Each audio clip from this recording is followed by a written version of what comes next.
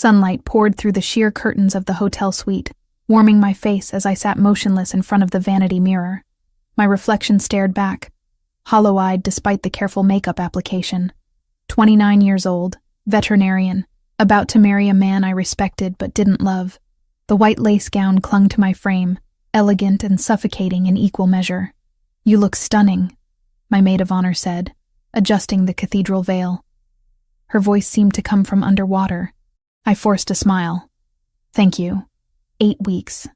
That's how long I'd been carrying this secret." The positive pregnancy test tucked in my suitcase for the honeymoon reveal felt like a stone in my chest. Derek didn't want children naturally. His family carried genetic conditions he refused to pass down. The insemination with an anonymous donor had been clinical, practical. Everything our relationship was built on. Safe, predictable, utterly devoid of passion. The Fairmont Copley Plaza hummed with activity below. 150 guests gathered in the garden terrace, their chatter drifting up through the open window.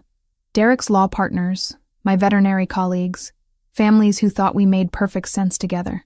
Maybe we did, on paper. 2 professionals building a stable future. No messy emotions, no risks. My hand drifted to my abdomen, still flat beneath the gown's corset. A boy or girl? Would they have my green eyes or the unknown donor's features? The clinic had provided minimal information, just health screenings and basic physical traits. Responsible reproduction, they'd called it. "Rachel, it's time." My mother appeared in the doorway, tears already forming. She'd been thrilled about this wedding, relieved her daughter was finally settling down after years focused solely on exotic animal rehabilitation. I stood, the gown's train whispering across hardwood. My legs felt disconnected from my body as we descended the curved staircase. Hotel staff smiled, offering congratulations I barely registered. Derek waited somewhere beyond those French doors, probably checking his watch. Punctual to a fault. My almost husband. The processional music began. Wagner, traditional and expected. I clutched the bouquet of white roses too tightly, their thorns pressing through the wrapping. 1 breath, 2. Then I stepped into the garden. The May afternoon was perfect. Cloudless sky. Gentle breeze carrying the scent of flowering trees lining the terrace. Guest faces turned toward me, cameras raised. Derek stood at the altar in his tailored tuxedo, blonde hair perfectly styled, expression proud and satisfied. This was a good merger, his posture said. Sensible. I walked the aisle alone, having insisted on that small rebellion. Each step felt predetermined, my life following a script I hadn't written but couldn't escape. The officiant smiled warmly. Derek reached for my hand, his touch cool and dry. "Dearly beloved," the officiant began. I tried to focus on the words, on the commitment I was about to make. Derek squeezed my fingers, mistaking my trembling for emotion. Maybe it was. Just not the kind he imagined. "If anyone objects to this union..." The roar of engines cut through the ceremony. 3 black Escalades crashed through the garden's side gate, tires tearing gouges in the manicured lawn. Screams erupted from the guests. Derek's grip tightened painfully as security guards rushed forward, only to freeze when car doors opened. Men in dark suits emerged, moving with military precision. Not rushed, not panicked, controlled. 10 of them formed a corridor, and then he stepped out.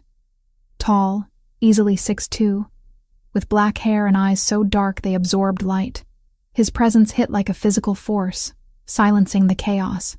He wore a charcoal suit that probably cost more than my gown, cut to emphasize broad shoulders and a frame built for violence.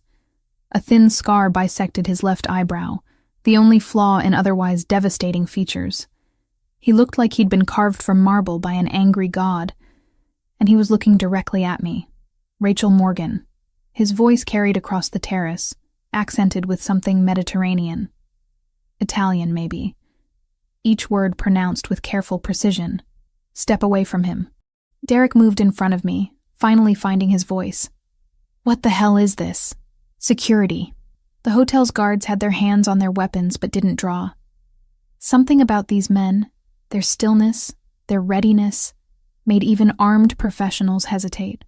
The stranger kept walking, his men flanking him. Guests scattered. Someone sobbed, but he never broke eye contact with me. My heart slammed against my ribs. Fear, and something else I couldn't name, flooding my system. "You don't know me," he said, stopping 5 feet away. "But you're carrying my child." The world tilted. Derek's hand fell from mine. The officiant backed up, clutching his Bible. My mother gasped from somewhere in the crowd. "That's insane," I managed, voice barely audible.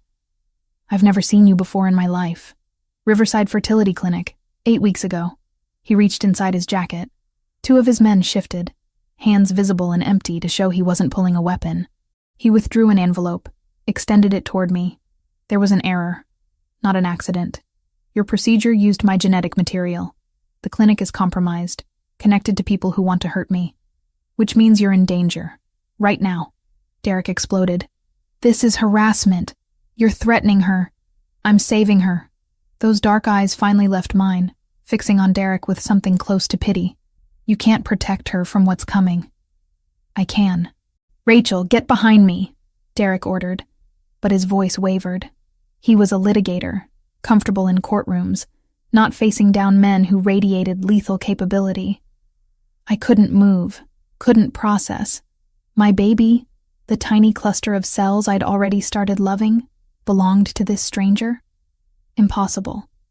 The clinic had protocols, safeguards. "I don't believe you," I said, but my voice cracked. His jaw tightened.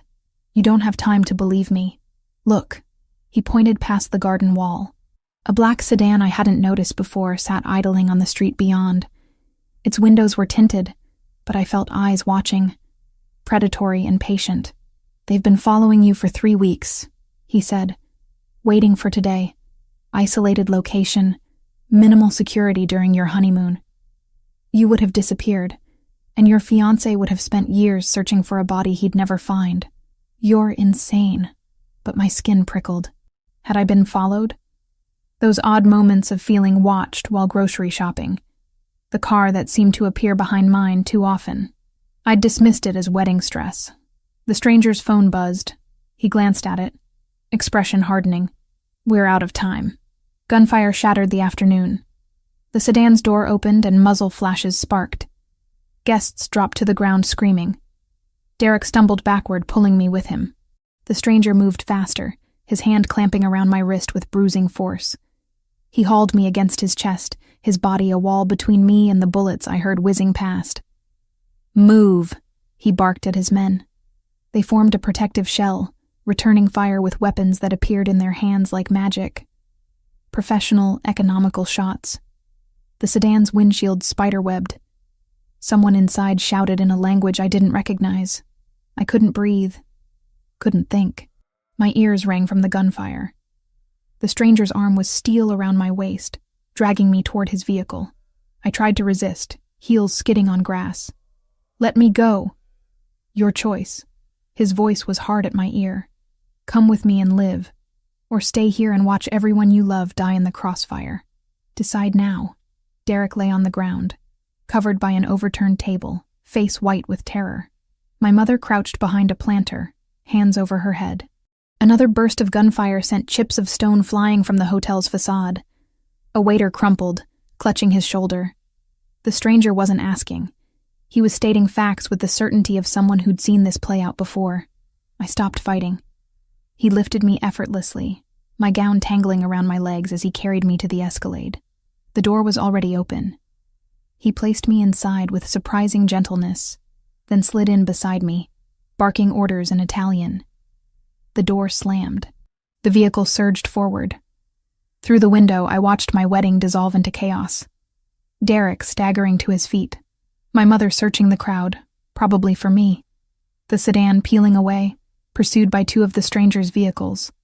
The Fairmont's garden, a war zone. My veil caught on a chair like a ghost. "Seatbelt," the stranger said, his voice returning to that controlled calm. I stared at him. My hands shook too badly to manage the buckle. He reached across, his movements efficient and impersonal, clicking it into place. His cologne was subtle, expensive. Leather and something darker. His knuckles were scarred. "Who are you?" I whispered. He met my eyes, and I saw something flicker in their depths. Regret, maybe, or resignation. Luca Valentasi. He leaned back, blood seeping through his sleeve where a bullet had grazed him. He didn't seem to notice. And for the next few months, you belong to me. The Escalade merged into traffic, and my old life disappeared behind us. I woke to unfamiliar silence. No traffic sounds, no city hum. Just birds and the distant whisper of wind through trees. For a moment, I floated in confusion before memory crashed down. The wedding. Gunfire. Luca Valentasi dragging me into his vehicle while my life exploded behind me. I shot upright in bed, heart hammering. The room around me was beautiful and wrong. Cream walls, hardwood floors gleaming with morning light, furniture that looked antique and expensive. A window showed manicured gardens and high stone walls topped with cameras. My wedding gown lay draped over a chair, streaked with grass stains and smelling of gunpowder. I was still wearing the slip underneath, nothing else. Someone had removed my shoes, unhooked the corset. Panic spiked through my chest as I checked. But the slip was intact, undisturbed. Small mercies. The door was solid oak with an old-fashioned handle. I tried it. Locked, of course. I crossed to the window, tested it. Also locked. And the glass felt too thick to be normal. Reinforced, probably bulletproof. The garden below was empty except for a man in a dark suit walking the perimeter speaking into a radio. Security. Prison guards by another name. Breathe. I forced air into my lungs, pressing my palms flat against the cool glass. 8 weeks pregnant, kidnapped by a stranger claiming the baby was his, trapped in a mansion that looked like something from a colonial postcard. This wasn't real. Couldn't be. But the dull ache in my wrist where he'd gripped me said otherwise. The ringing still faint in my ears from gunfire. The absence of my engagement ring, lost somewhere in the chaos. A soft knock preceded the lock clicking open. A woman entered, middle-aged with steel-gray hair pulled back severely. She carried a tray, her expression neutral but not unkind. "Breakfast," she said, setting it on the dresser. Coffee, toast, fruit, yogurt. My stomach churned at the sight. "Bathroom is through there." She nodded to a door I'd missed. "Fresh clothes in the closet, your size. Mr. Valentasi will see you when you're ready." "I'm not ready," I said, voice hoarse. "I want to leave." Something flickered in her eyes. Pity, maybe. "Ring the bell when you want to come down." She indicated a small brass bell on the nightstand. "Someone will escort you." She left before I could respond. The lock engaged with a soft snick. I didn't touch the food. Instead, I explored my cage systematically. The bathroom was marble and chrome, stocked with unopened toiletries. The closet held clothes in my exact size, jeans, sweaters, practical shoes. Someone had done their homework. The thought made my skin crawl. How long had Luca Valentasi been watching me? Planning this? I dressed mechanically, choosing jeans and a loose sweater that hid my still flat stomach. Splashed water on my face, tried to tame my hair. The woman in the mirror looked haunted. Good. She should be. The bell stayed silent. I wouldn't summon my captors like a trained animal. An hour passed. 2. My defiance felt increasingly stupid as hunger gnawed at my stomach and the baby I carried. Finally, I rang the bell once, sharp and angry. A different guard appeared, younger, but just as silent. He gestured for me to follow, staying 2 steps behind as we descended a curved staircase. The house was stunning. All high ceilings and understated wealth. Original art on the walls, Turkish rugs muffling our footsteps. Old money or very good taste paired with new money. We stopped at double doors. The guard knocked, waited for a response, then opened them and stepped back. Luca Valentasi stood behind a massive desk in what was clearly a library. Floor-to-ceiling bookshelves lined 3 walls, filled with leather-bound volumes. A 4th wall was windows overlooking the garden, sunshine streaming through to illuminate him like some Renaissance painting. He'd changed into casual clothes, dark jeans and a black shirt with sleeves rolled to his elbows. The bandage on his forearm was the only sign of yesterday's violence. "Sit." He indicated a leather chair across from the desk. I stayed standing. "I want to go home." "You don't have a home anymore." He opened a folder, began laying out photographs on the desk with methodical precision. The moment I took you from that wedding, you became a target. Going back puts everyone you know at risk. You did this. The words burst out, sharp with rage. You destroyed my wedding, terrified my family. You're the threat here. No. He looked up, those dark eyes pinning me in place. I'm the solution to a problem you didn't know existed. Come here. Look. I didn't want to obey. Didn't want to step closer to this man who radiated danger like heat from a flame. But something in his voice, a resignation, made me move. The photographs were surveillance images. Me leaving my apartment, walking through Boston Common, entering the veterinary clinic where I worked. And in every single photo, circled in red, was a man. Different clothes, different positions, but the same face. Sharp features, light eyes, watching me. His name is Ardit Krasniki, Luca said. Albanian organized crime. He's been tracking you for 3 weeks. My throat went dry. I picked up one photo, dated April 23rd. I remembered that day, stopping for coffee before work. The feeling of eyes on my back. Why? I whispered. Luca pulled out another folder, thicker. He opened it, revealing medical documents. Riverside Fertility Clinic letterhead. My name on patient forms. And then, genetic testing results that made my vision blur. 3 years ago, I stored genetic material at Riverside, he said, voice flat and clinical. Standard procedure before high-risk operations in my line of work. The clinic's director, Dr. Arben Krasniki, is Ardit's cousin. They accessed my samples, identified me. When you came in for your procedure 6 months ago, they saw an opportunity. I sank into the chair, legs suddenly unable to hold me.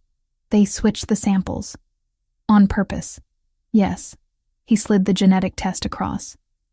99.9% probability of paternity, creating a vulnerability they could exploit. A child of mine would be valuable leverage. The room spun. My baby, the miracle I'd planned and hoped for, was a weapon. A pawn in some criminal game I didn't understand.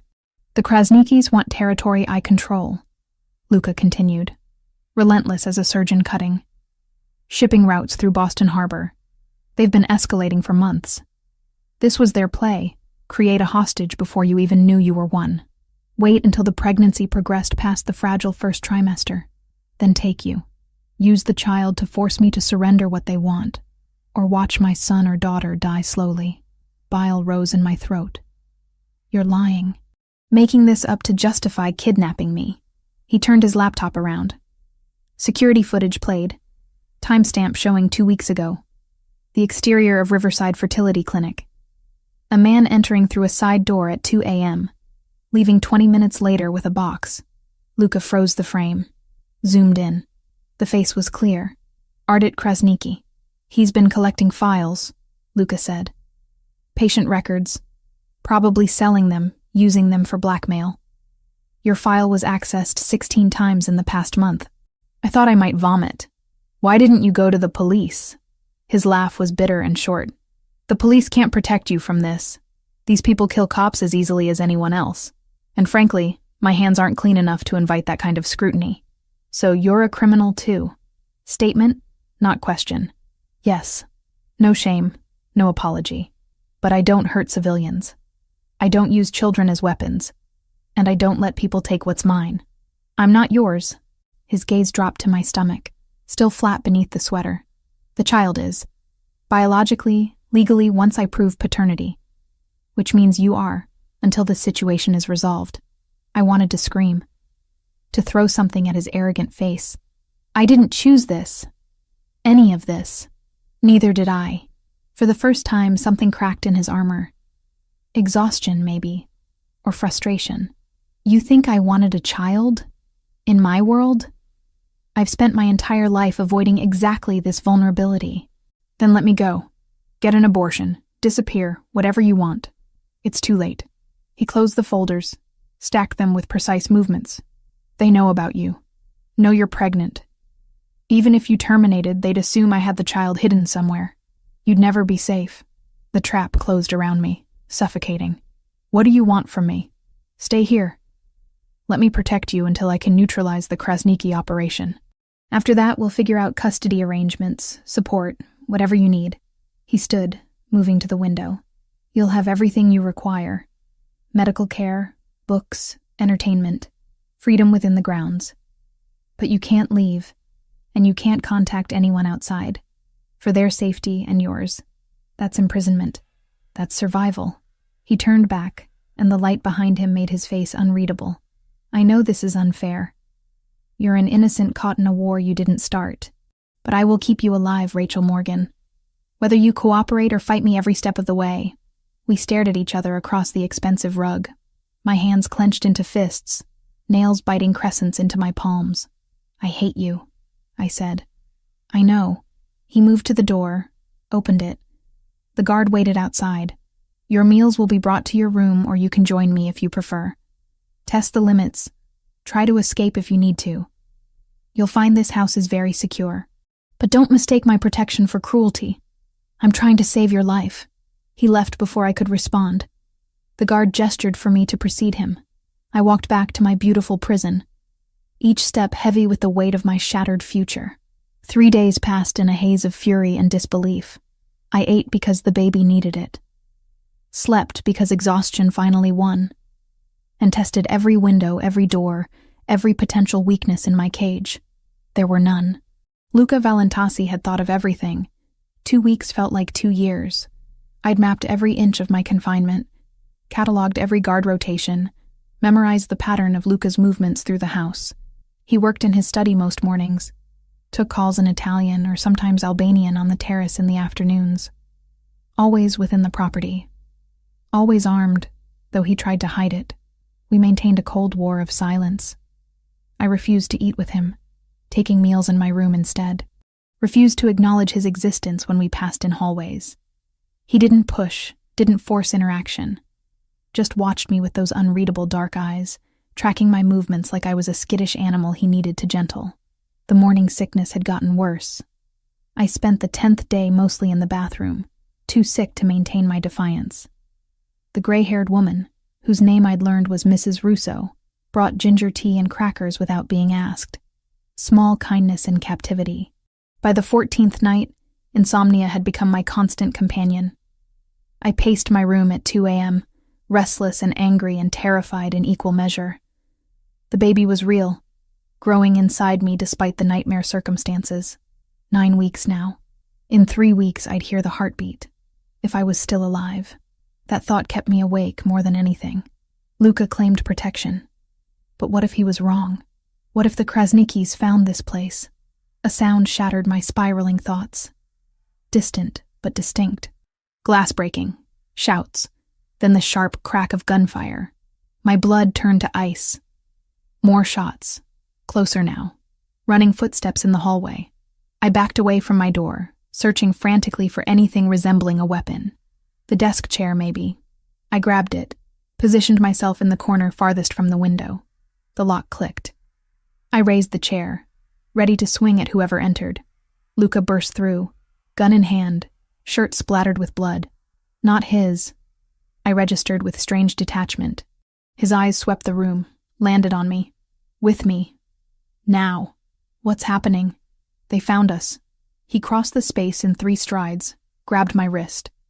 The chair clattered from my grip. Basement. Move. Another explosion rocked the house, shaking the floor beneath my feet. Luca yanked me into the hallway where 2 guards stood with automatic weapons, scanning both directions with military precision. They formed up around us, one ahead and one behind, as Luca pulled me toward a door I'd thought was a closet. He opened it to reveal stairs descending into darkness. Gunfire echoed from downstairs, closer, mixed with shouting in that same language I didn't understand. Albanian, probably. The Krasnikis had come. We descended quickly, my bare feet slapping against concrete. The basement was reinforced, I realized.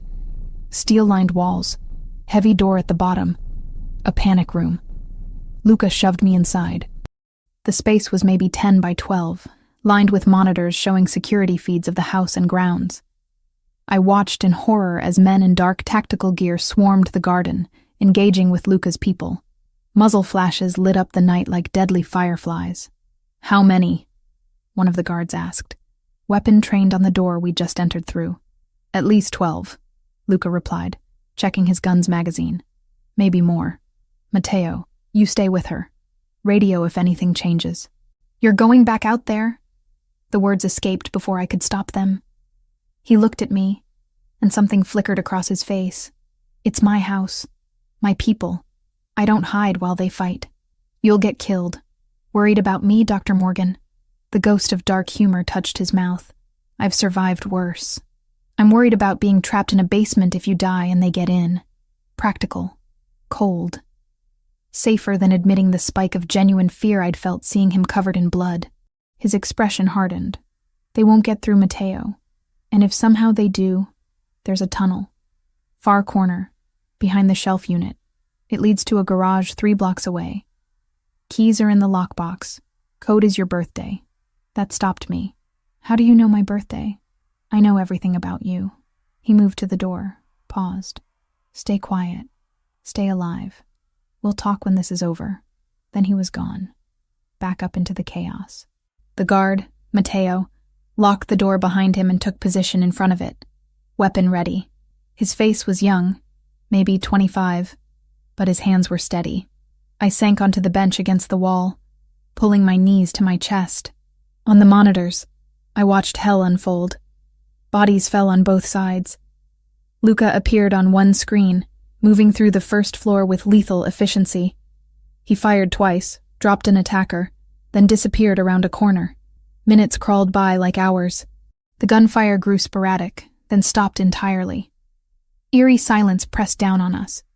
Matteo's jaw was tight, finger resting alongside his trigger guard. Is it over? I whispered. Don't know. The radio crackled. Luca's voice, rough and breathless. Matteo. Status. Secure. She's safe. Keep her there until I give the all clear. We're sweeping for stragglers. 20 more minutes passed before the door lock beeped and opened. Luca descended, now wearing a different shirt. Clean. Black. But I could see the tension in his shoulders, the tightness around his eyes. He'd been hurt, even if he was hiding it. They're gone, he said. Dead or retreated. House is secure. I stood on shaking legs. How many? Dead? His voice was flat. 8 of theirs. 2 of mine wounded. None killed. 8 people. Dead.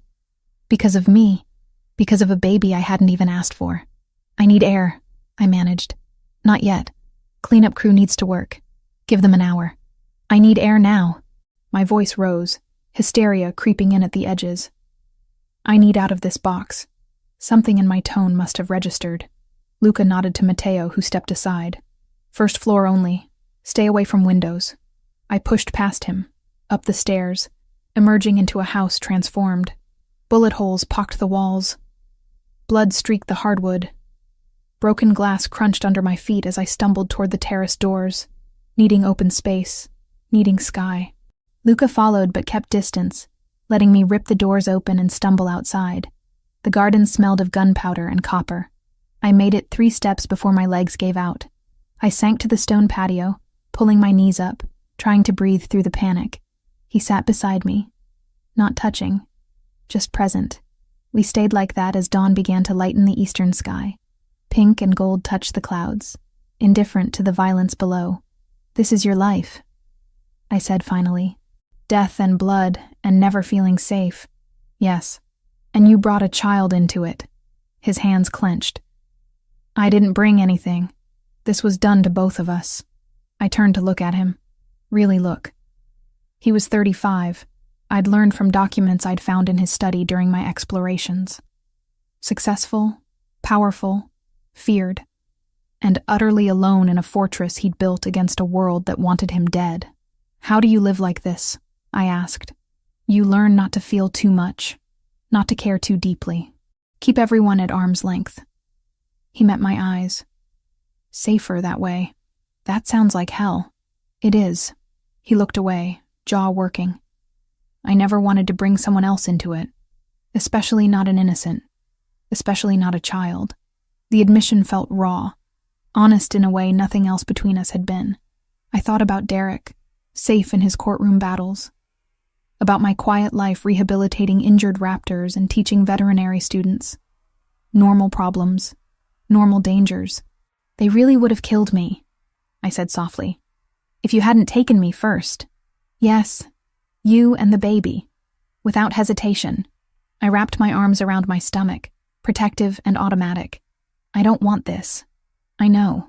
His voice carried infinite tiredness. But wanting doesn't change what is. We sat in silence as the sun rose fully, burning away the shadows. Men in coveralls arrived, began the grim work of disposal and repair. Luca finally stood, offered me his hand. I looked at it for a long moment. Taking it felt like acceptance, like admitting my life had fundamentally changed and wouldn't change back, but my legs were still shaky, and his hand was steady. I took it. He pulled me up gently, released me the moment I had balance. Mrs. Russo will bring breakfast to the library, he said. We need to talk about next steps. They know this location now. We'll need to relocate. Another prison? Bitterness leaked through. Another fortress. He started toward the house, paused. For what it's worth, I'm sorry. You deserved better than this. I followed him inside, stepping over bloodstains being scrubbed away by people who'd clearly done this before. In the library, morning light poured through undamaged windows. Books lined the walls, unchanged and unchanging. I sank into the leather chair across from his desk, exhausted down to my bones. Mrs. Russo appeared with coffee and pastries. I took the coffee gratefully, let the warmth seep into my cold hands. Luca sat behind his desk, pulling up information on his laptop. There's a property in the Seaport District, he began. High-rise, better security. We can move this afternoon. Okay. The word felt hollow. He looked up, surprised by my compliance. I was surprised too, but the attack had shifted something fundamental in my understanding. Luca was a criminal, yes. A killer, probably. But he'd risked his life fighting while he could have run. His people had died protecting me. A stranger carrying cargo they'd never asked for either. I need to understand something, I said. The Krasnikis. Why is this territory so important? He studied me for a moment, deciding something. Then he began to explain. And for the first time, I listened without my walls up, because staying ignorant wasn't protecting me. It was just leaving me blind in a war I was trapped in, whether I accepted it or not. By the time Mrs. Russo returned to clear breakfast, I'd learned more about Boston's criminal underworld than I'd ever wanted to know. And I'd made a decision. I couldn't escape this. But maybe, if I stopped fighting and started learning, I could survive it. 4 weeks since my wedding day exploded into violence and captivity. The Seaport penthouse was nothing like the Brookline mansion.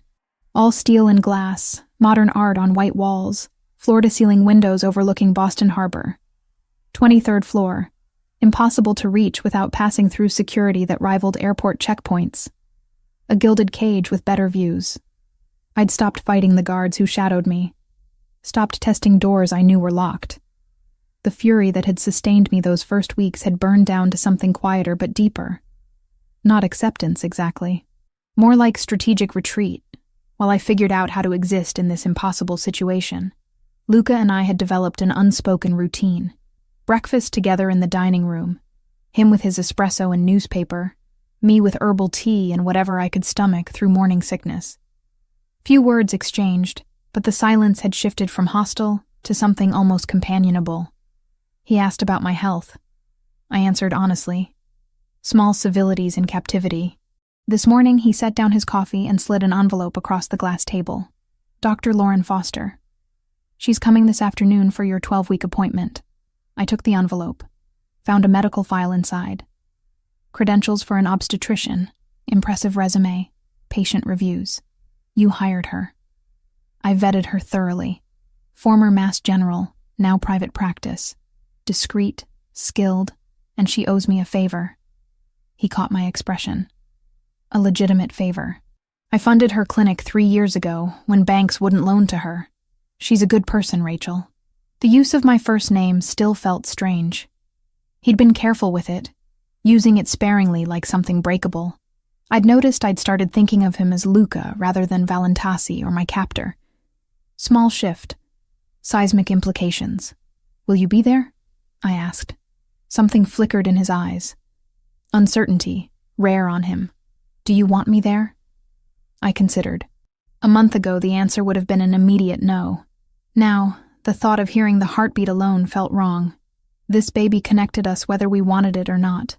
Biology didn't care about circumstances. Yes, I said quietly.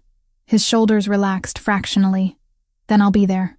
Dr. Foster arrived at 2 p.m. A woman in her early 40s with warm brown eyes, and an efficiency that put me at ease immediately. Luca had converted one of the spare bedrooms into a medical suite, complete with an ultrasound machine that probably cost more than most people's cars. Rachel Morgan. She shook my hand, grip firm and professional. Luca tells me you've had quite the month. I glanced at him where he stood near the door, arms crossed. That's one way to put it. Well, let's make sure baby is doing well despite the stress. She gestured to the examination table. Hop up. We'll start with basics and then take a look. The exam was thorough. Blood pressure slightly elevated, but not concerning given circumstances. Weight steady. She asked questions about symptoms, diet, sleep patterns. Normal medical care in deeply abnormal circumstances. Everything looks good so far, Dr. Foster said, prepping the ultrasound. This will be cold. The gel hit my abdomen and I flinched. She pressed the transducer below my navel, angling it with practiced precision. The screen flickered to life, showing grainy gray and black shapes I couldn't decipher. Then she adjusted something, and suddenly I could see it. Tiny form, impossibly small, moving with jerky energy. Head, body, little limbs that seemed to wave at us, and the flicker in the center, rapid and strong. There's the heartbeat, Dr. Foster said, turning up the volume. The sound filled the room. Quick rhythm like horses galloping, thrumming with life. My breath caught. That was real. A person, growing inside me despite everything. Despite clinic conspiracies and mafia wars, and a father I'd met 4 weeks ago. I looked at Luca. He'd moved closer without my noticing, standing at my shoulder, eyes locked on the screen. His expression was unguarded for once, showing something raw and vulnerable.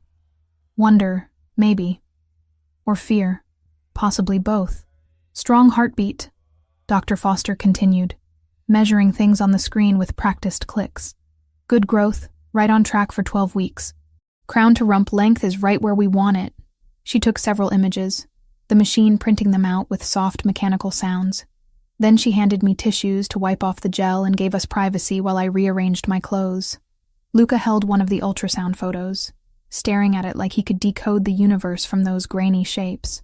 That's real, he said, voice rough. I knew intellectually, but seeing it, yeah. I slid off the table, took the photo from his hand. The baby looked like an alien, all head and tiny body. Beautiful and terrifying. 12 weeks. 3 more months until I'm visibly pregnant. Dr. Foster will come weekly. He cleared his throat, settling back into business mode. Anything you need, tell me. Different food, supplements, books about pregnancy. Whatever helps. I studied him. This man who'd kidnapped me and protected me in equal measure. Why do you care so much? You said yourself you never wanted children. I didn't. He met my eyes. And that vulnerability was still there beneath the surface. My father raised me to be a weapon. No softness, no weakness. Children were liabilities in this world. I believed that. And now? Now there's a heartbeat that exists because of me. A person who didn't choose any of this. His jaw tightened. I won't be my father. This child will know safety, stability. Even if I have to burn my entire world down to provide it. The intensity in his voice sent shivers down my spine. Not from fear, but from recognition. I'd seen that same fierce protectiveness in mother raptors defending nests, in wolves circling their pack's young. Primal and absolute. Luca. His name felt strange on my tongue. If we're doing this, really doing this together, I need more than protection. I need purpose. What do you mean? I'm a veterinarian. I've spent 7 years learning to help animals, and now I sit in this apartment doing nothing while my career disappears. I gestured at the windows, the city beyond. Let me work remotely. Consultations, case reviews, research, something. He considered, and I could see him calculating risks.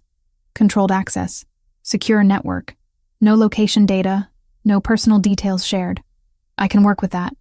I'll have my tech people set it up. He paused. There's something else. I'm planning an operation, retrieving information from Riverside Fertility, the clinic where this started. I need building layouts, security patterns. You were a patient there for months. My pulse quickened. You want me to help you rob the place? I want you to guide my team remotely.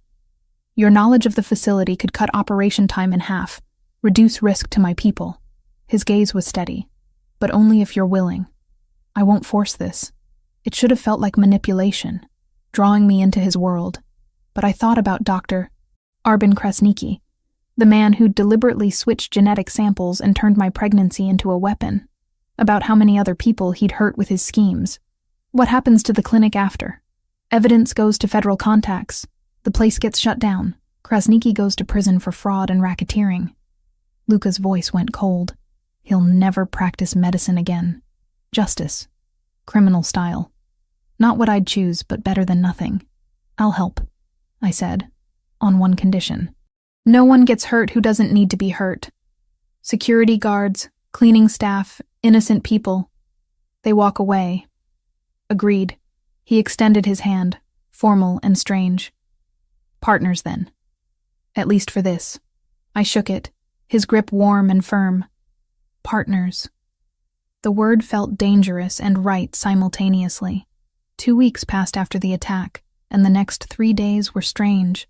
Luca's tech specialist, a nervous man named Dmitri, set up secure systems for me to access veterinary databases and consult on cases remotely.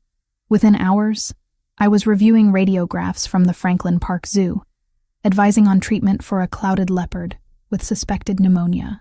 My brain engaged in ways it hadn't since the wedding, solving problems that mattered.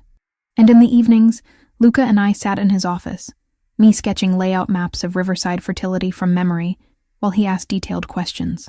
Where were the servers? Which doors had card readers versus keypads? Guard rotations, blind spots in camera coverage, anything I could remember.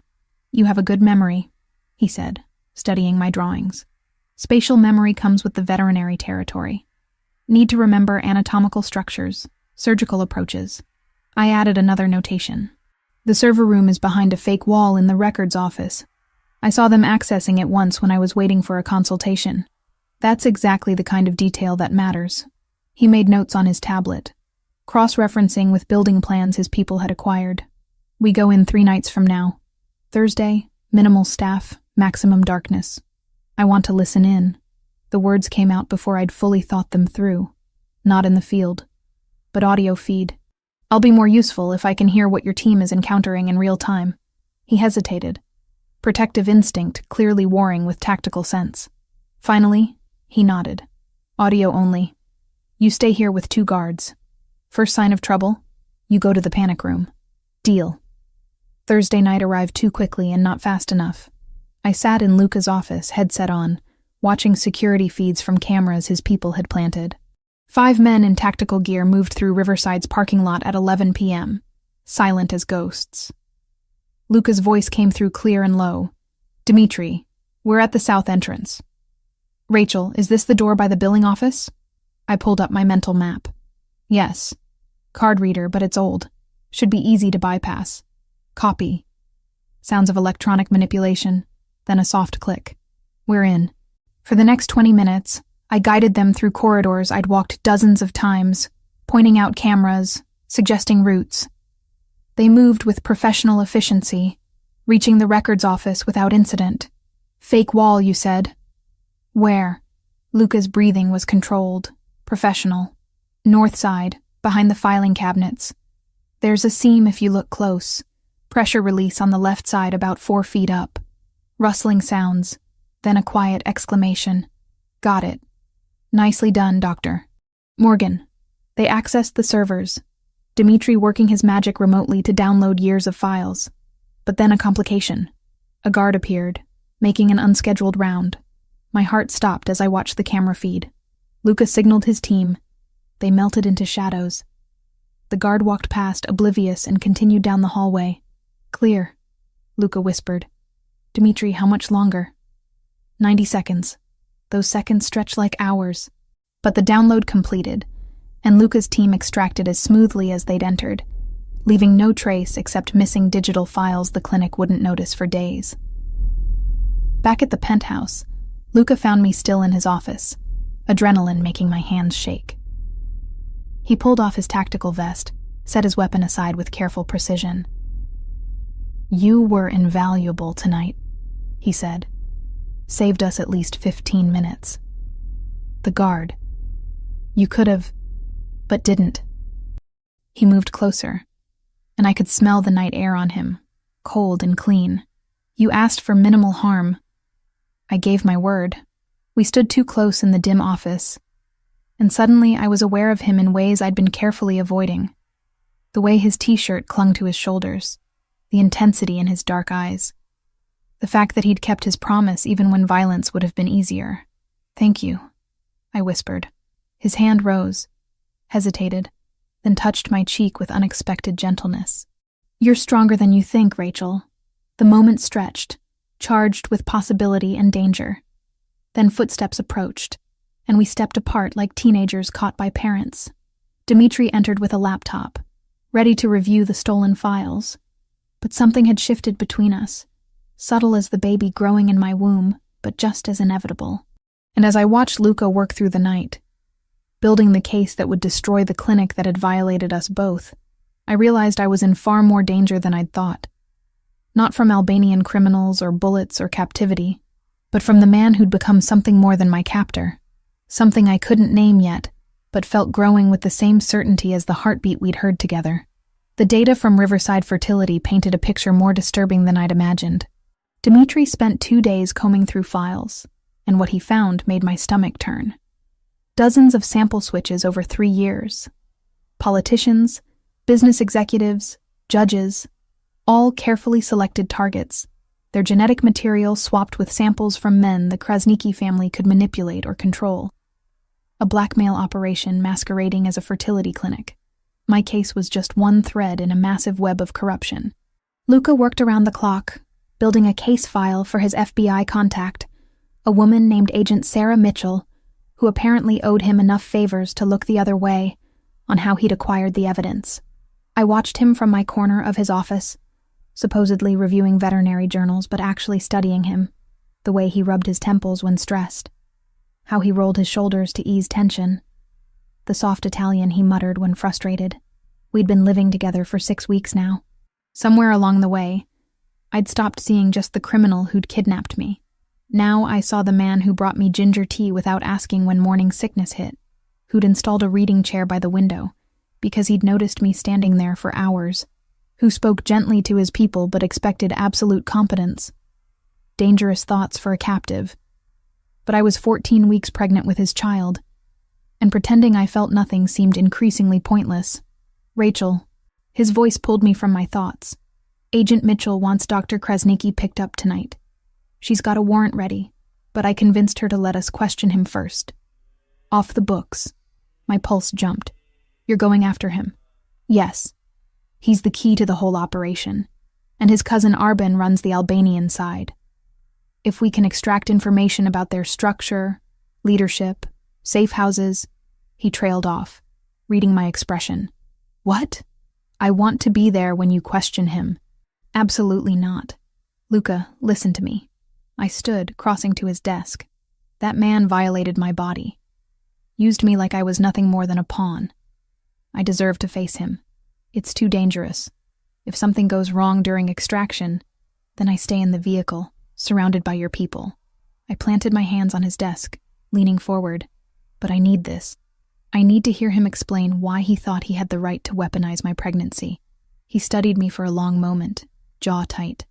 I could see the war in his eyes, protectiveness versus understanding. Finally, he exhaled roughly. "You stay in the SUV with Matteo and Dante. Bulletproof glass, engine running. Any trouble and they drive you straight back here." "Agreed." "And you wear a vest." His tone left no room for negotiation. "Fine." He made the call, setting plans in motion. 3 hours later, we were loading into vehicles as night fell over Boston. The bulletproof vest fit awkwardly over my small bump, but Mateo adjusted it with surprising gentleness. "You sure about this?" Luca asked one more time as I climbed into the SUV. "I'm sure." The drive took 30 minutes, heading to an industrial area near the harbor that smelled of salt and oil. Abandoned warehouses lined the street, perfect for activities you didn't want witnesses to. Dr. Krasnicki's car was already there, parked outside a building with broken windows. Luca's intel had tracked him to this meeting with his cousin. "Stay here," Luca ordered, then disappeared into the darkness with his team. Waiting was torture. I sat between Matteo and Dante, both armed and alert, listening to radio chatter I couldn't fully follow. 10 minutes, 15. Then Luca's voice, clear and satisfied. "We have him, bringing him to the South Warehouse." The SUV rolled forward, stopping near a different building. Through the windshield, I watched as Luca's men brought out Dr. Arben Krasnicki, the man I'd trusted with my fertility treatment. Hands zip-tied behind his back, blood trickling from his nose. He'd fought then. Good. They took him inside. Luca returned to the vehicle, opened my door. He's secured. "If you're doing this, it's now." I climbed out on shaking legs, let him guide me toward the warehouse. The interior was mostly empty, except for support columns, and in the center, under harsh portable lights, Dr. Krasnicki tied to a chair. His eyes widened when he saw me. "Ms. Morgan." His accent was thicker than I remembered. "You're alive. I heard you'd been taken by the man whose child I'm carrying. Thanks to you." My voice came out stronger than I felt. "Did you think I wouldn't find out?" Something flickered across his face. Fear, yes, but also calculation. He was still looking for angles, ways to manipulate the situation. "It was business," he said. "Nothing personal. You were chosen because you fit the profile. Single, professional, desperate enough for a baby that you wouldn't ask too many questions." The casual cruelty of it hit like a physical blow. Luca's hand touched the small of my back, steadying. "Who ordered the switch?" Luca asked, voice deadly soft. "Your cousin Agron?" Krasnicki's silence was answer enough. Luca nodded to one of his men, who produced a tablet showing the evidence they'd compiled. Sample logs, financial transfers, communications. The doctor's face went ashen as he realized how thoroughly they'd unraveled his operation. "The FBI has all of this," Luca said. "Your clinic is finished. Your medical license gone. Prison is guaranteed. But how long you stay there, how many additional charges get filed, that depends on what you tell us now. I want immunity. A deal. You're not in a position to negotiate." Luca leaned forward. "Where is Agron Krasnicki? Where does he operate from?" The doctor laughed, bitter and sharp. "You think I'd give up my cousin? He'd kill my entire family. He's already planning to kill you." Luca pulled up something on his phone, turned it toward Krasnicki. "Intercepted communication from this morning. Agron considers you a liability after the Brookline attack failed. He's cleaning house, eliminating anyone who could connect him to illegal activities." I watched blood drain from the doctor's face as he read whatever Luca was showing him. His hands clenched, plastic zip ties cutting into his wrists. "Lynn," he finally said, voice breaking. "There's a compound in Lynn near the harbor. Fortified guards. That's where Agron runs things." Luca gestured to Dmitri, who began typing furiously on a laptop. "Address." Krasnicki gave it, along with details about security, routines, personnel. Information spilled out of him like water from a cracked dam. I listened to him describe the organization that had turned my baby into a bargaining chip. The cold business calculations behind choosing me. How they'd planned to take me during my honeymoon in St. Lucia, an island small enough that disappearing me would be simple. "And what was the endgame?" I asked. My turn to step forward. "After you kidnapped me. What was supposed to happen?" He wouldn't meet my eyes. "Hold you until the baby was born. Use the child to force Valentasi to surrender territory. Then," he trailed off, "then kill me." Statement, not question. "Because I'd seen your faces, knew your operation." His silence confirmed it. I'd been dead from the moment they switched those samples. A temporary incubator for leverage, nothing more. Rage filled me, white-hot and cleansing. You don't get to avoid consequences by cooperating now. You made me into a weapon. Turned my baby into a target before they even existed. That's unforgivable. I'm sorry," he whispered. "It wasn't supposed to be like this. Just business, just business doesn't make it better." Luca's voice cut through like a blade. "It makes it worse. You weren't even angry, weren't driven by revenge or passion. You did this for money and power, with calculation and forethought. That's what makes you irredeemable." He signaled to his men. "Agent Mitchell is waiting 6 blocks away. Deliver him with our compliments and the evidence files." As they hauled Krasniki to his feet, he looked at me one last time. "The baby. Is it healthy?" The question was so unexpected, so bizarre given everything, that I actually laughed. "Why would you care?" "Because I'm still a doctor. That matters to me, even if you don't believe it." "Yes," I said coldly. "The baby is healthy. No thanks to you." They took him away. Luca and I stood alone in the empty warehouse, the lights casting harsh shadows. My hands were trembling, adrenaline crash hitting hard. "You shouldn't have seen that," Luca said quietly. "The interrogation, the violence, that's my world, not yours. My world ended 6 weeks ago." I turned to face him. "This is our world now. Yours, mine, and this baby's. I need to understand all of it, even the ugly parts." He stepped closer, and I could see the concern etched in his features. "I don't want you to become hard, to lose the softness that makes you who you are, and I don't want you to face everything alone." The words came from somewhere deep and honest. "You've protected me, kept your promises. Let me be more than a responsibility you guard." "Rachel." My name was rough on his tongue. "This isn't Stockholm Syndrome or forced proximity making you feel—" "Don't." I pressed my fingers to his lips, silencing him. "Don't tell me what I feel. I know the difference between gratitude and genuine connection, between survival instinct and actual emotion." His hand came up to cover mine, pressing it against his mouth. The kiss he placed on my palm was gentle, questioning. I answered by closing the distance between us, rising on my toes to reach him. The kiss was nothing like I'd expected. Soft, almost reverent, his hands framing my face like I was something precious. When we broke apart, both breathing hard, his forehead rested against mine. "This is complicated," he whispered. "Everything about us is complicated." I smiled despite the chaos. "But the baby is real. These feelings are real. And I'm tired of pretending otherwise. If we do this, really do this, there's no going back." His thumb traced my cheekbone. "You'll be in my world permanently. All the danger, all the darkness, I'm already in it." I placed his hand on my small bump. "We both are. So either we face it together, or we're both alone while standing next to each other." He kissed me again, deeper this time, and I felt the shift between us solidify into something undeniable. When we finally pulled apart, his smile was small but genuine. Together then, together, we left the warehouse hand in hand. And for the first time since my wedding day exploded, I felt like I was walking toward something instead of running away. The SUV waited, Matteo and Dante carefully not noticing how close Luca and I stood. On the drive back to the penthouse, his hand stayed wrapped around mine, thumb tracing absent patterns on my wrist.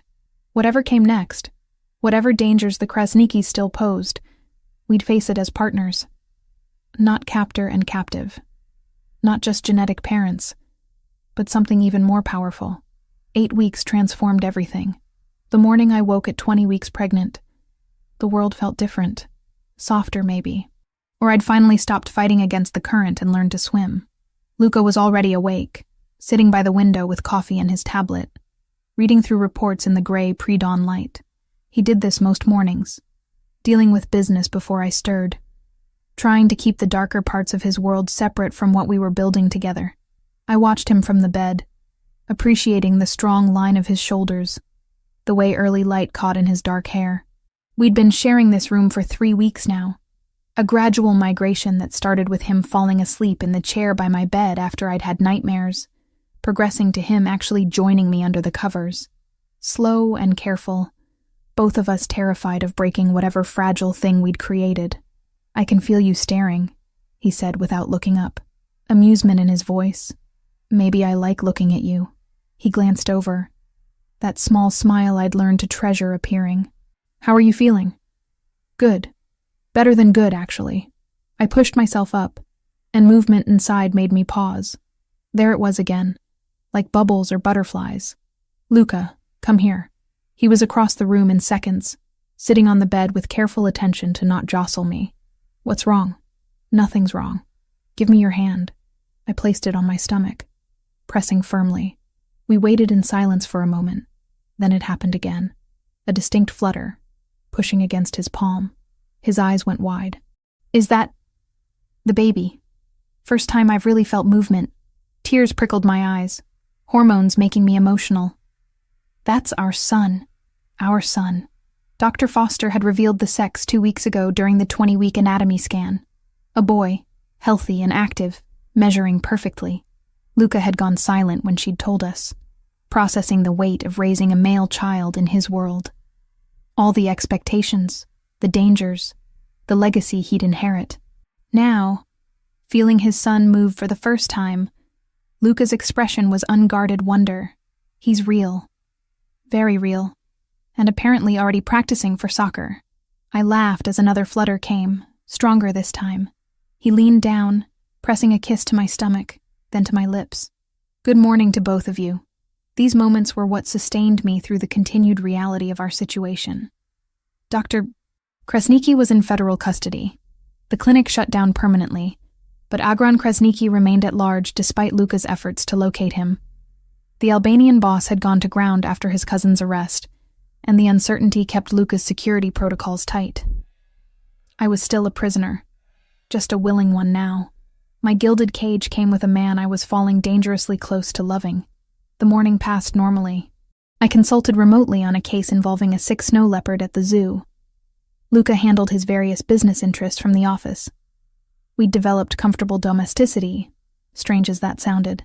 Lunch together, discussing baby names. Afternoon walks on the penthouse's private terrace, his hand protective on my lower back. At 5 p.m., I was reading when an explosion shattered the peace. The entire building shook. Glass rained from somewhere below. Alarms screamed to life, shrill and panicked.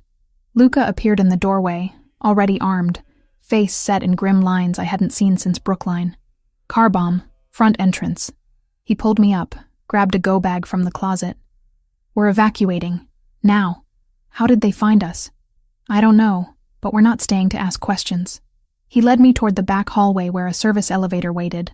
Matteo and 2 other guards already in position. This goes to the parking garage. Vehicles ready. We crowded into the elevator, descending rapidly. My heart hammered against my ribs, one hand pressed protectively over my bump. The baby kicked, responding to my adrenaline. I'm scared too, I thought. The parking garage was chaos. Residents evacuating, security personnel trying to maintain order.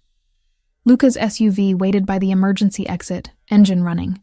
He hustled me toward it, guards forming a protective box. Then the second explosion hit. This one was closer, massive, tearing through the garage's south wall with a roar of fire and concrete. The shockwave threw me forward into Luca, who caught me and kept us both upright through sheer force of will. Debris rained down, a chunk of concrete smashing the windshield of a nearby car. Move! Luca shoved me into the SUV, climbed in after me. Matteo was already in the driver's seat, punching the gas before the door fully closed. We burst through the emergency exit as a third explosion rocked the building behind us. In the rearview mirror, I watched smoke pour from the structure we'd called home. People streamed onto the street, fire trucks approaching with sirens wailing. They really wanted us dead, I said, voice shaking. They want me dead, Luca corrected grimly. You're collateral damage they're willing to accept. Matteo drove with controlled urgency through Boston streets, following evasive patterns Luca directed. No one spoke except to give directions. The magnitude of the attack was sinking in. 3 coordinated explosions meant planning, resources, willingness to kill dozens of innocent people just to get to one man. Where are we going? I finally asked. Brookline.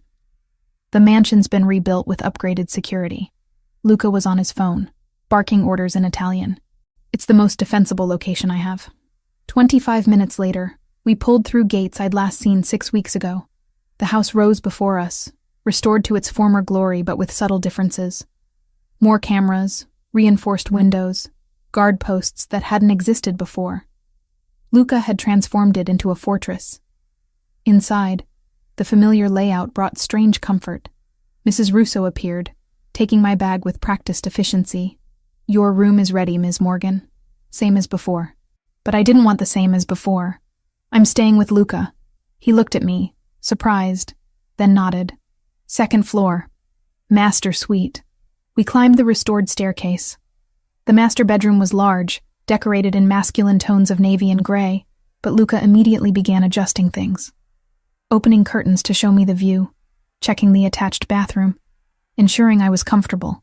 "Luca?" I caught his hand, stilling his nervous energy. "Sit with me. Please." We sat on the edge of the bed, and I could feel the tension radiating from him. "I'm sorry," he said quietly. "This is exactly what I feared. You. Caught in crossfire. In danger because of me. Because of Agron Krasniki," I corrected. "This started with him, not you. But it continues because of my refusal to give him what he wants." His jaw clenched. I could end this. Surrender the port territory, walk away from that revenue stream. And then what? He sees that violence works, demands more next time. "Luca, you can't negotiate with people who just tried to kill dozens of innocent people to get to you." "I know." He pressed his palms against his eyes. "But watching that building explode, knowing you were inside, feeling my son move this morning and thinking I might lose both of you before he's even born." I wrapped my arms around him, pulling him close.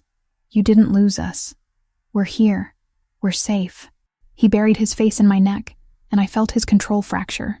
This man who'd seemed unbreakable was shaking against me, fear finally overwhelming the walls he'd maintained. I held him, running my fingers through his hair, whispering reassurances.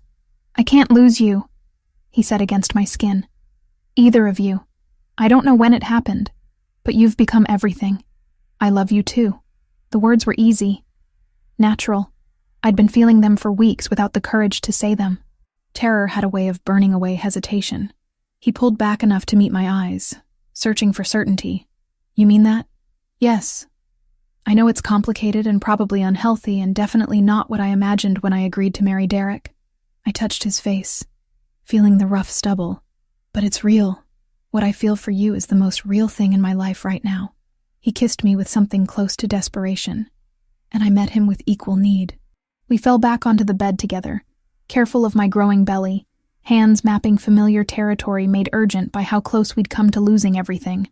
Later, wrapped in sheets with his hand protective over our son, I asked the question I'd been avoiding. "What happens now?" "Now?" He kissed my shoulder. "Now I stop being reactive." Agron made his move, showed his hand. He's willing to kill indiscriminately, burn entire buildings. That tells me he's desperate. And desperate men make mistakes. What kind of mistakes? The kind that get them caught. His voice went cold, in a way that reminded me exactly who I'd fallen in love with. "I'm done waiting for him to come to us. It's time to go hunting." I should have been horrified. Should have argued for legal solutions, for peace. But I thought about the people who'd been in that building. The family of 4 I'd seen in the lobby yesterday. The elderly man who always held the elevator door for me. All potential casualties of Agron's vendetta. "What do you need from me?" I asked instead. He looked at me for a long moment. "I need you safe. Here, protected. With our son." His hand flexed on my stomach. "Let me handle the darkness. We're partners, remember? You said together. Rachel, I'm not asking to be in the field, but don't shut me out of the planning, the strategy. Don't go back to treating me like cargo you're protecting." I shifted to face him fully. "I'm smart. I'm invested in the outcome, and I'm carrying the future heir to whatever empire you're building. Use me." Pride flickered in his eyes. "You're terrifying when you're determined, do you know that? I'm a mother now. Even before he's born, I'm his mother. And I will burn the world down to keep him safe." I kissed him softly. "Show me how we end this." He did. Over the next hours, he laid out his organization's structure. the intelligence they'd gathered, the various options for locating Agron Krasniki. I listened, asked questions, and slowly began to see the strategy forming. Not just a hunt, but a trap. Using Agron's desperation against him, drawing him out where Luca's people could end this permanently. It was brutal. It was necessary. And it was the only way our son would grow up without this threat hanging over him. When exhaustion finally claimed me near midnight, I drifted off with Luca's arm around me, our son kicking gently between us, and plans for violence dancing through my head like lullabies. I should have been disturbed by how easily I'd adapted to this world. But survival demanded adaptation, and love demanded protection, so I'd become whatever I needed to be to keep my family safe, even if that meant becoming someone I wouldn't have recognized 6 months ago, standing in a wedding dress and believing my biggest problem was lack of passion in my marriage. That woman was gone, burned away by gunfire and car bombs and the fierce love growing in my chest alongside my child. In her place stood someone harder, someone dangerous, someone worthy of standing beside Luca Valentasi and calling him partner. And tomorrow, we'd start hunting. 4 weeks in the Brookline mansion passed with military precision. Luca's people gathered intelligence while I grew larger and more determined. At 24 weeks, our son was active enough that Luca could feel him kick from across the room when I sat certain ways, life persisting despite the violence circling us. The break came from an unexpected source. One of Agron Krasniki's lieutenants, a man named Valmir, reached out through back channels requesting protection in exchange for information. He was tired of the escalating violence, tired of working for a boss who'd become increasingly erratic and willing to sacrifice his own people. Luca arranged the meeting with characteristic caution, but what Valmir revealed changed everything. Agron wasn't in Lynn anymore. He'd relocated to a warehouse compound in Chelsea after the seaport bombing, paranoid that his previous location had been compromised. More importantly, he was planning another attack, this time targeting the mansion directly with enough firepower to level it completely. When? Luca asked, voice deadly calm. 3 days. Maybe 4. Valmir looked haunted. He's bringing in specialists from overseas, Russians. They don't care about collateral damage.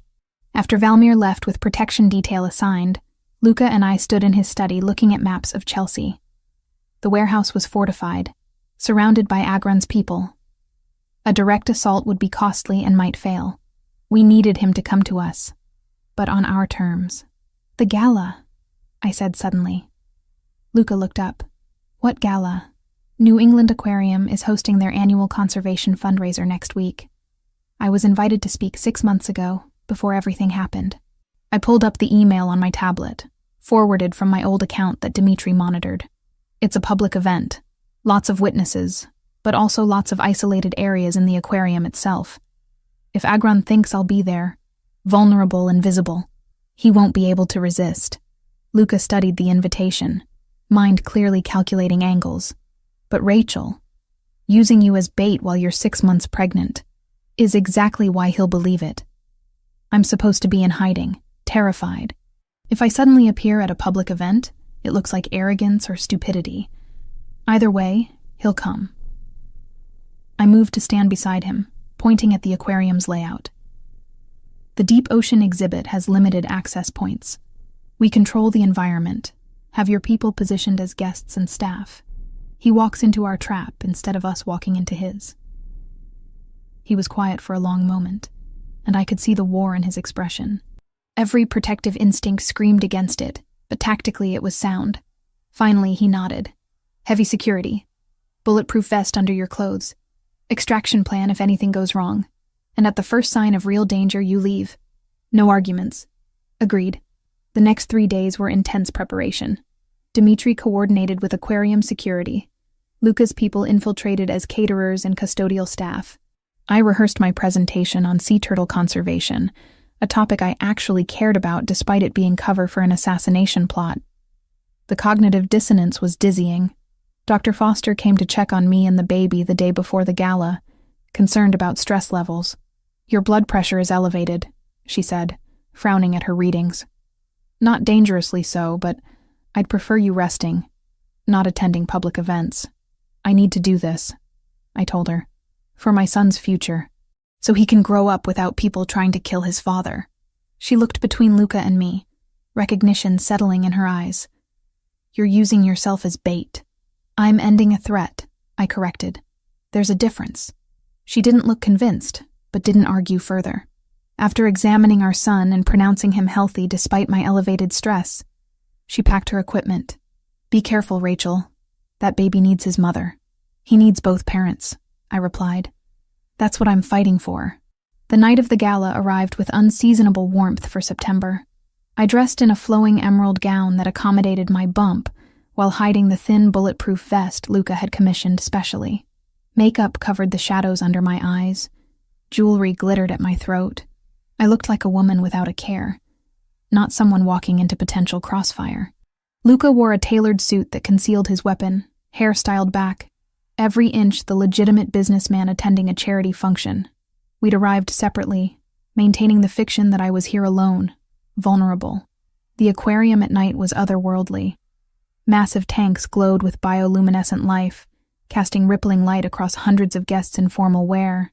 I moved through the crowd toward the presentation area, hyper-aware of Luca's people positioned throughout. Matteo was dressed as a waiter. Dante posed as someone's date. At least 10 others I'd been briefed on. All armed, all ready. My presentation went smoothly, despite my racing heart. 20 minutes on conservation efforts, rehabilitation programs I'd worked with, the importance of protecting marine ecosystems. Applause followed, questions from genuinely interested attendees.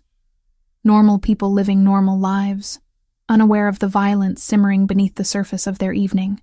Afterward, I circulated through the cocktail reception, accepting congratulations, discussing veterinary medicine with curious guests, all while watching, waiting. He came during the second hour. I spotted the recognition in Matteo's subtle hand signal. 3 men entering through the main entrance, moving with purpose. One of them matched photos I'd studied. Agron Krasniki, older than his cousin. Hard-faced and radiating controlled violence. I drifted toward the deep ocean exhibit as planned, a massive cylindrical tank that rose 3 stories, filled with sharks and rays. The area was less crowded, darker. Perfect hunting ground or perfect trap, depending on perspective. 2 of Agron's men followed me. I pretended not to notice, stopping to admire a hammerhead shark gliding past the glass. Behind me, I heard their approach. Then Luca's people moved. It happened fast. The 2 men were grabbed, dragged into a service corridor before they could react or cry out. Weapons confiscated, hands restrained. I kept my position, the visible target, waiting for the primary threat. Agron appeared from the opposite direction, blocking my retreat. His hand was inside his jacket, no doubt on a weapon. We stared at each other across 15 feet of polished floor, the shark tank casting shifting shadows. Rachel Morgan, he said, accent thick. You're either very brave or very stupid. Neither. I'm just tired of running. I kept my voice steady despite my hammering heart. Tired of watching you terrorize innocent people because you want my child. That child is leverage. Worth millions in territory and shipping rights. He stepped closer. Come with me quietly. No one else gets hurt. That wasn't the deal in the Seaport District. How many people died in your bombing? 20? 30? Anger fueled my courage. You're willing to kill anyone to get what you want. Business requires sacrifice. Another step. You should understand that by now. Being Valentasi's whore. The word struck like a slap, but I held my ground. I'm not his whore. I'm his partner. And you made a mistake coming here tonight. You think you've trapped me? He laughed, pulling his weapon. I have 6 men in this building. More outside. You're the one trapped. Are you sure about those numbers? Luca's voice came from behind Agron, cold and final. Because we've already neutralized 4 of your people. The other 2 are currently being escorted to federal custody. It's just you now. Agron spun, weapon rising, but he was surrounded. Luca directly behind him, Matteo and Dante flanking, 4 other guards cutting off all escape routes. The aquarium's public areas were distant enough that no civilians would hear or see what happened next. You're outplayed, Luca said softly. Lower the weapon or die here. Your choice. For a moment, I thought Agron would choose death. Saw the calculation in his eyes, the pride warring with survival instinct. Then he slowly lowered the gun, let it clatter to the floor. "Smart," Luca said. Matteo moved in, securing Agron's hands behind him with practiced efficiency. "Now you're going to tell me where your remaining operations are. Who's still loyal to you? What resources you have left?" "Everything. Go to hell." Luca smiled, and it was terrifying. "We can do this the easy way or the interesting way. I'm patient." They started to take him toward a service exit, but Agron's eyes locked on me. "You think you've won? That child will grow up in blood. He'll see what his father really is. And it will destroy him. Better that than growing up kidnapped by you," I replied. "Better anything than your version of the world." Luca moved between us, blocking Agron's view of me. "Get him out of here." Interrogation site beta. He turned to me as they dragged Agron away, expression softening. "Are you all right?" "I'm fine. Is it over?" "Not yet." He took my elbow gently, guiding me toward another exit. "I need to question him, find out who else might continue his operations. But yes, the main threat is neutralized. Our son can grow up without this hanging over him." We slipped out through kitchen passages, avoiding the main event still happening above. In the SUV waiting at the service entrance, I finally let myself collapse against the seat, adrenaline crash hitting hard. Luca climbed in beside me, pulled me close. "You were incredible," he said into my hair. "Terrifying and perfect." "I was terrified," I admitted. "But it worked. It worked." He pulled back enough to kiss me gently. "Thank you for being brave enough to see this through." We rode back to Brookline in silence, holding hands, the weight of the evening settling over us. Hours later, after Luca returned from interrogating Agron and handed him to federal authorities with all the evidence needed to put him away forever, we lay in bed together. Our son kicked against Luca's palm, already responding to his father's voice. "What happens now?" I asked. The same question from weeks ago, but with different weight. "Now we live," he kissed my shoulder. "Build a life that's more than survival. Figure out how to be actual parents instead of people united by crisis." "That sounds nice." I laced my fingers with his. "Domestic and boring. I don't think we're capable of boring." His hand covered our son protectively. "But we can try peaceful." 2 weeks later, Derek showed up requesting a meeting. I met him at a cafe in Cambridge, neutral ground with 2 of Luca's guards watching from a distance. His eyes widened immediately when he saw me, visibly pregnant now, 6 months along. Before he spoke, a distance. He looked thinner, older. The news had covered the seaport bombing, the arrest of Albanian organized crime figures. He'd put the pieces together. "I wanted to see if you're all right," he said, voice careful. "After everything, I'm alive, pregnant, getting married to the father of my child. Direct and honest. How are you?" "Processing." He stirred his coffee without drinking it. "I thought he'd kidnapped you. Coerced you into everything. He saved my life." I touched my bump gently. "And yes, it started as captivity, but it became something else. Something real." Derek absorbed that quietly. "Do you love him?" "Yes." No hesitation. "More than I thought possible." He nodded slowly. "Then I'm glad you're safe. Glad you found something genuine, even if it destroyed what we had. What we had was never real," I said gently. "We were building security, not passion. You deserve someone who loves you completely. That was never me." "I know." A sad smile touched his face. "Goodbye, Rachel. Have a good life." "You too." I watched him walk away, closing the final chapter of my old existence. When Luca appeared beside me, hand warm on my shoulder, I leaned into him without reservation. "Ready?" he asked. "For what?" "I was thinking we should make it official sooner rather than later." He pulled out a small velvet box, opened it to reveal a simple platinum band with a single emerald. "Marry me. Really marry me this time. Just us and people who matter." I looked from the ring to his face, seeing vulnerability beneath the confidence. "Yes." He slipped it on my finger, kissed me right there in the cafe with curious strangers watching. And for the first time in 6 months, I felt like I was exactly where I was supposed to be. The garden looked completely different from the last time I'd stood here.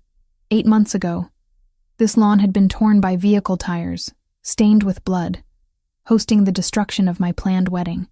Now it was pristine, decorated with white flowers and simple elegance. 30 people sat in chairs facing an arch woven with ivy and roses. People who mattered. People we actually wanted to witness this. I stood in the mansion's library, watching through the window as guests arrived. 36 weeks pregnant, moving required strategy and assistance. The wedding dress had been custom-made by a designer who understood that elegance and a massive belly could coexist. Champagne silk that flowed over my bump, capped sleeves, simple lines, hair loose and natural because Luca liked it that way.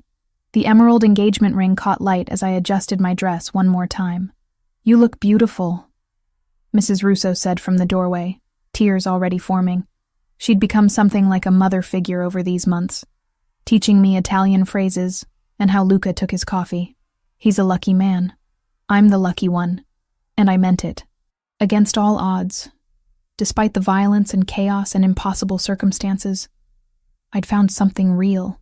Dr. Foster appeared, making one last check. Blood pressure is good. Baby's heartbeat is strong. Try not to stand for too long. And for the love of all that's holy, do not go into labor during your ceremony. I'll do my best. I touched my stomach where our son pressed against my ribs, always active during important moments. Hear that? Stay put for a few more hours. Matteo appeared at the door, looking uncomfortable in a formal suit.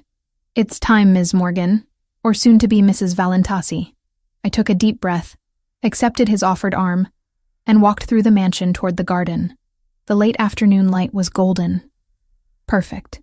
Music played softly, acoustic guitar covering a song I didn't recognize but found beautiful. Guests turned as I appeared, but I only had eyes for Luca. He stood beneath the arch in a charcoal suit, hands clasped in front of him, expression unguarded in a way few people ever saw. Vulnerable and fierce simultaneously.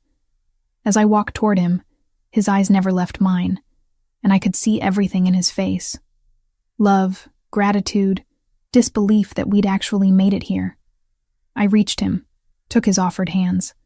They were warm and steady, grounding. The officiant, a judge who owed Luca favors but seemed genuinely moved, began.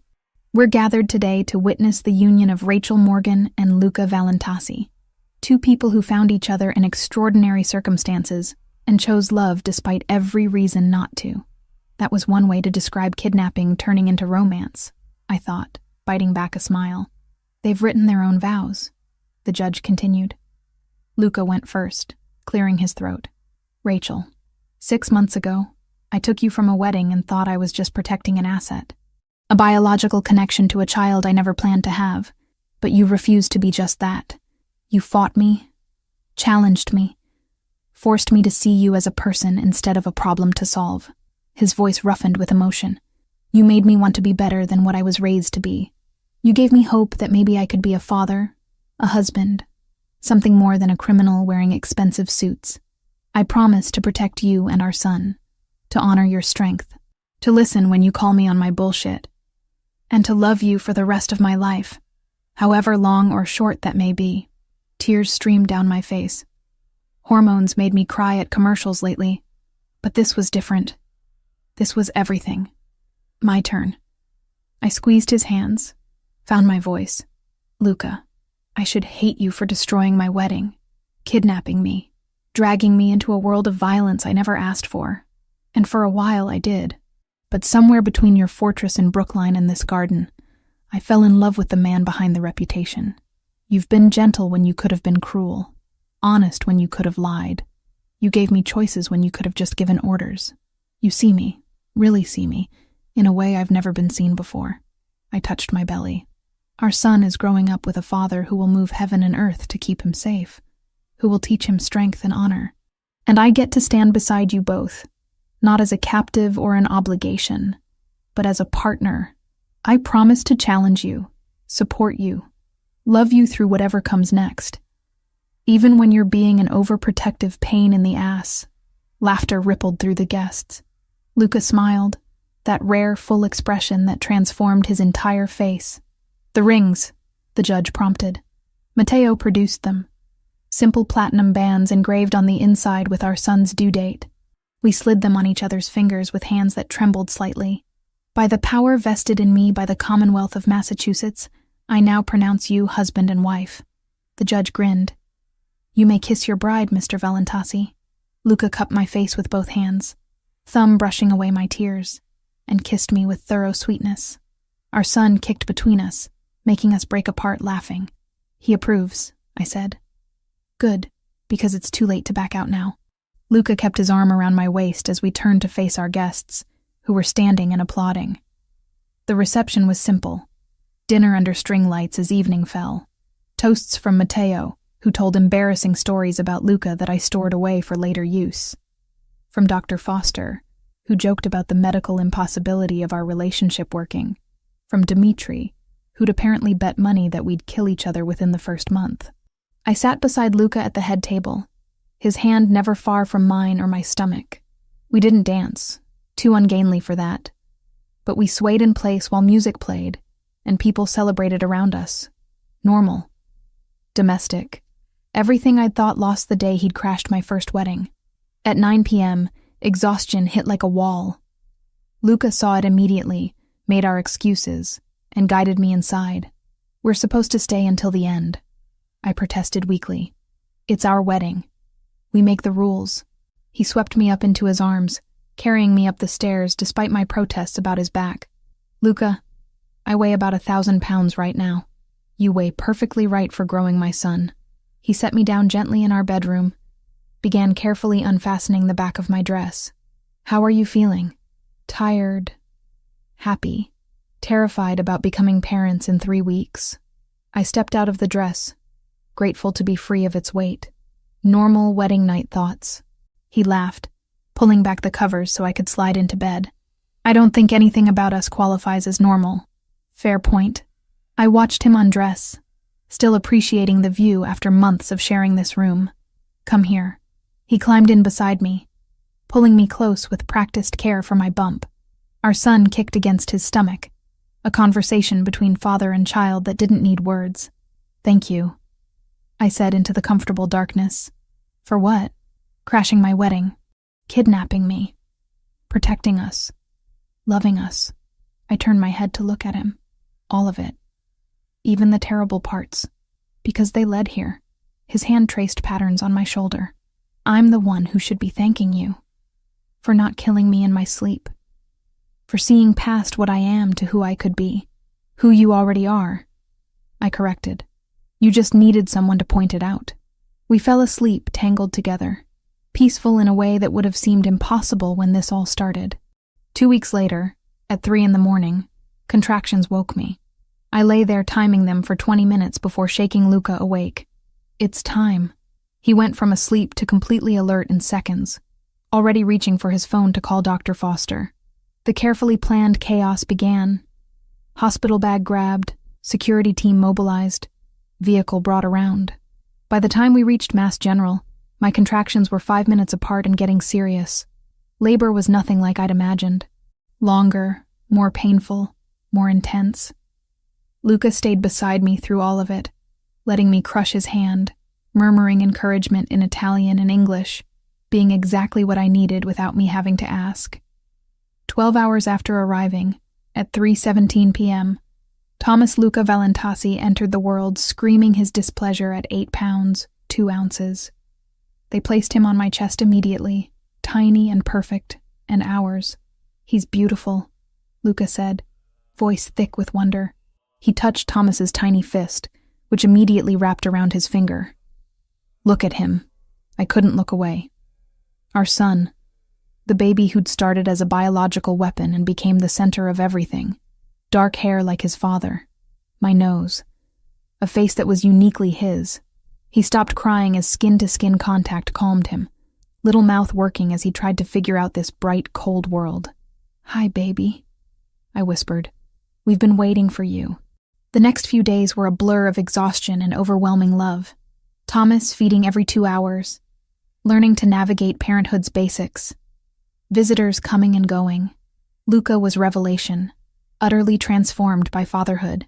He changed diapers with focused concentration, rocked Thomas through fussy periods, sang Italian lullabies his mother had sung to him. We brought Thomas home to Brookline on a Tuesday afternoon. The nursery was ready, painted with a mural of exotic animals I'd commissioned, a safari theme for our improbable little family. That first night, we stood over his crib together, watching him sleep with the intensity of people who'd fought to give him a safe world. We did it, I said softly. He's here and safe and ours. We did. Luca pulled me against his side. Thank you. For him. For us. For everything. 6 months passed in a blur of sleepless nights and perfect moments. Thomas grew, thrived, developed a personality that was stubborn and sweet in equal measures. I opened a new veterinary practice specializing in exotic animal rehabilitation, working part-time while raising our son. Luca gradually transitioned more of his business interests to legitimate ventures, reducing the danger that came with his world. It wasn't perfect. Security remained necessary. There were still threats, still challenges, but we faced them together, partners in every sense. On a mild October evening, I stood in my clinic office holding Thomas while examining radiographs of a red-tailed hawk's wing. He babbled at the images, reaching for them with chubby hands. 6 months old and already curious about everything. Your mama helps birds, I told him. Maybe someday you'll help them too. The clinic door opened and Luca appeared, early to pick us up. He crossed the room, kissed me, then took Thomas, who immediately grabbed his father's collar. How was your day? He asked. Good. Fixed a hawk's wing, consulted on a snake's respiratory infection, normal stuff. I began packing up. How was yours? Tedious meetings about shipping contracts. Legal shipping contracts, he emphasized with a smile. Very boring. Good. Boring is good. We drove home together, Thomas babbling in his car seat, discussing nothing important and everything that mattered. Dinner waiting at home, bedtime routines to navigate, a million tiny details that made up a life.